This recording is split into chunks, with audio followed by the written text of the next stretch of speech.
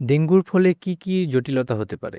Dengue তো self resolving disease, একটা নিজে নিজেই ভালো হয়ে যায় 6-7 দিনের মাথায়। কিন্তু যদি আনট্রিটেড থাকে, এই যে বললাম যে প্লেটলেটটা কমে যাওয়া হচ্ছে ডেঙ্গুর একটা প্রধান লক্ষণ। যদি প্লেটলেট কমে যেতে থাকে তাহলে তো আমাদের যে শিরার ভিতরে যে তরল জিনিসগুলো আছে সেটা লিক করে বাইরে চলে আসে। প্লাজমা লিকেজ হয়, শরীরে পানি আসে এবং পানি আসার কারণ সেটাই। তাই সেই পানি আসলে পানি যদি লাংসে বেশি জমে বা ফুসফুসে বেশি জমে তাহলে সেখানকার লোকাল প্রবলেমগুলি করতে থাকে, শ্বাস-নিঃশ্বাসে কষ্ট হয়, নিউমোনিয়া হয়ে যেতে পারে। খুব বেশি জটিল হয় তাহলে ব্রেন টিস্যুতেও গিয়েও ইডিমা হয়ে যায় এবং রোগী ডিসওরিয়েন্টেড হয়ে যেতে পারে। কোনো ক্ষেত্রে কিন্তু এটাও হয় যে খুব বেশি জটিল যদি ডেঙ্গু হয়, হতে পারে এরকম।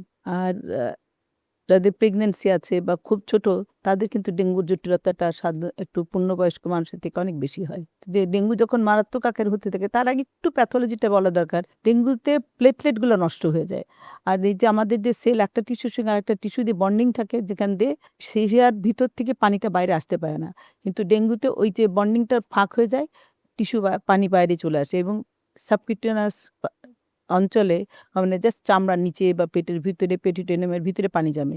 পানি জমে তার নরমাল ফাংশনগুলি নষ্ট হয়ে যায়। কাজে লিভার আক্রান্ত হতে পারে, ব্রেন আক্রান্ত হতে পারে।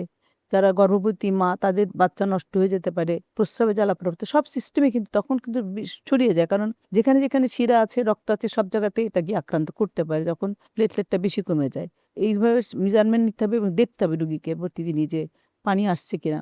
এমনিতে তো নিয়ম হচ্ছে রুগী এক জায়গায় ভর্তি হলে তার ওয়েট অন অ্যাডমিশন দেখা দরকার এবং পরবর্তীতে তো রুগী খুব বেশি খেতে পারে না অসুস্থ অবস্থায়। তাও যদি দেখা যায় যে তার ওজন বেড়ে যাচ্ছে তাহলে অবশ্যই তার ওজনটা কেন বাড়ছে সেই কারণটা খুঁজে বার করতে গিয়ে হয়তো দেখা গেল লাংসে পানি জমছে অথবা পেটে পানি জমছে। তো সেটা সচেতন থাকতে হবে।